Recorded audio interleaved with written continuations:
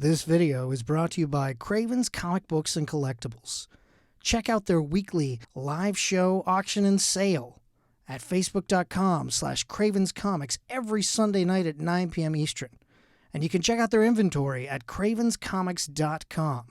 Craven's Comics, for the comics you crave. We got an email in from actually my co-host of Back Issue Bloodbath, my comic book podcast, Petula Neal. She writes in, Lil Rel has said that TSA loves him now after Get Out. How do you feel about being everyone's favorite space cop?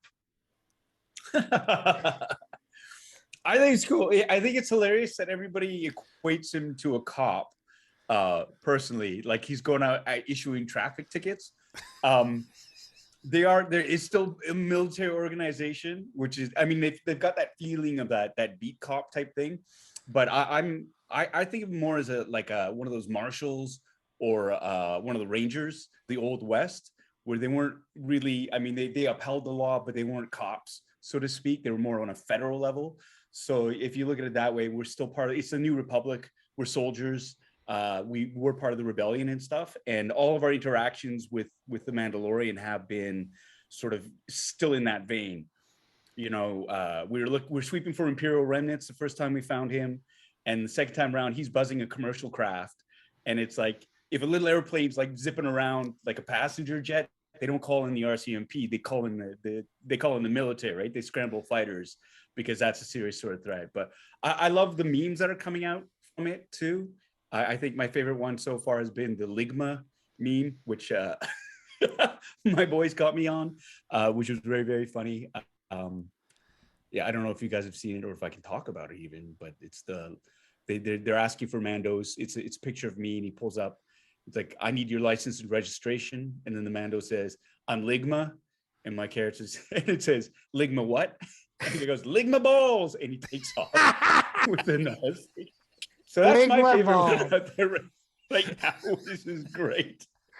Oh man. But it's fun. Yeah, no, it's a great role.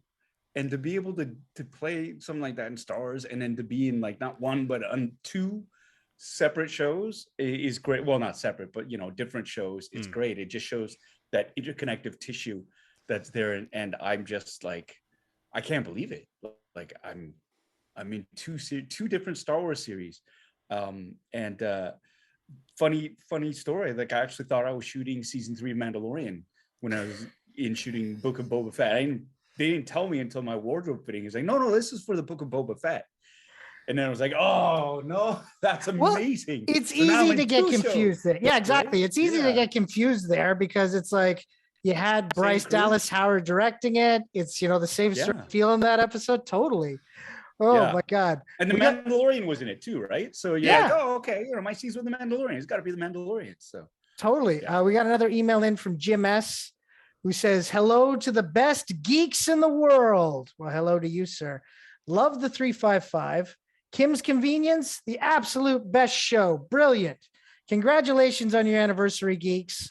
All of those toys that you guys buy, just remember, a tax write-off. Yeah. That happens to be one of the awesome side benefits, right? Yeah. Totally. We also got another email in from Colin H., who says, guest of the year couldn't go to a more deserving person. Congratulations, Paul Sun-Young Lee, from the Bitter Brigade. Carry on being awesome, Colin. Thank you, Colin. I know who you are. The best neighbor in the world. He's an old friend of mine, actually. So this is great. Thank you so much, Colin. Oh, that's awesome. That's awesome.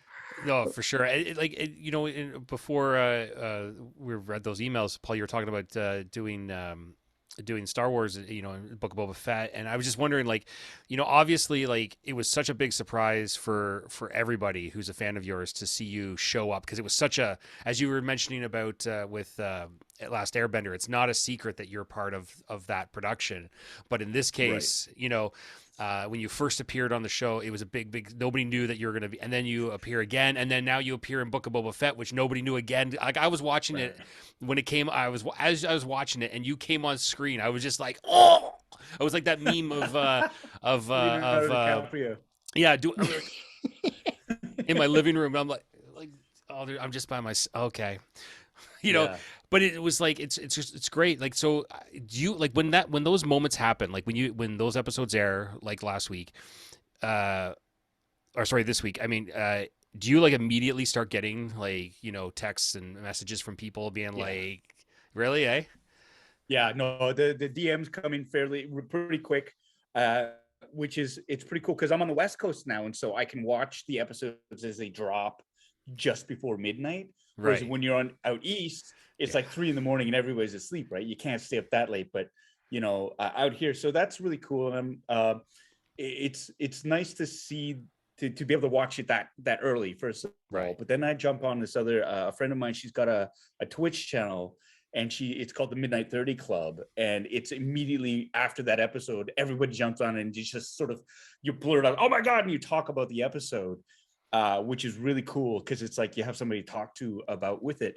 But I've been waiting uh for this episode to drop for a while, and that's hard to keep that quiet, to keep it a secret, and like everybody's talking about the show and this and that. Yeah. I'm like, oh, I know a secret. But yeah, like my phone blows up, and it's really humbling because my socials, like complete strangers, people saying that they're fans and that they'd love seeing my character show up, and they're delighted and they're so happy to see him cross over.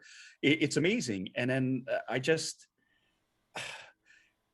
I'm living out every fan's dream, and I feel very fortunate to be able to do that. And I'm very proud to rep that corner of fandom there, because I mean it means so much to me, and I get a lot of people messaging me saying how much it means for them to see me there too, and so I don't take that lightly. It's an honor, and I love the support the community has been giving to me. It's just uh, it makes me want to cry, actually, because it's just such a lovely feeling, to get that support from everybody. So yeah, it's like I'm over the moon for a lot of it, and yeah, there's just the hardest part really is just not being able to talk about it for months and months on end. And I'm being spoiled. I'm being spoiled by all the fans. They are being so nice to me. I think the only drawback is I do get sent the same meme about 1,000 times a day, from people. It's like, I don't know if you've seen this one, but I'll get, and it just spams my feed. So yes, like yes, I have. Thank you so much. So Yeah, but I it's got awesome. It's awesome. I got to imagine, like for yourself, like how hard that is, because I know you're such a Star Wars fan, and you have so many, like you're part of the 501st, and like there's people that know you and know how much you love, and then you just like, as a fan myself, like I don't know if I'd be able to control I'd be able to like scream into a pillow every night, not to Yeah. tell somebody. Yeah, it is really tough. But another tough thing is like fans, now they start to track. So whenever you're working, like, oh, you're working, what are you working on? It's like you're gonna get me in trouble. And so I have to outright lie and stuff. But like fans are smart, and especially the ones in the Bitter Brigade who follow my YouTube channel, like they're all like Sherlock Holmes watching me, like, and so anywhere I go, it's like I have to be really careful about what I say now about stuff that I'm working on, because they're really good at connecting the dots. And part of me wants to say, yeah, Ixnay and the R Wars stay, you're gonna get me in trouble, right? Type thing. So it's great. No, it's really wonderful.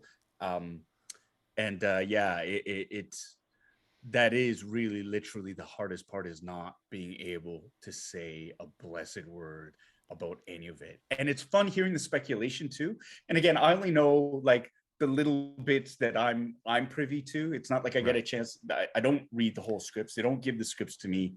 They're very, very serious about their security, and they want to keep it spoiler free. And for me too, that as a fan, I don't want to spoil anything for other fans as well, right? So that's the other hard part, is even after the episode airs, people rush out to say, oh, he's, our favorite character returns.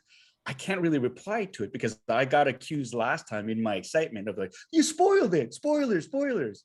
So I sit and wait, and I like things, but I feel guilty because I can't respond to people And until like the embargo, you know, there's certain like by Saturday, I think it's cool, and you can, you know, a few days later. So that was that's the second hardest part, is not being able to respond right away and enjoy and retweet and share, you know, all that love that's coming my way.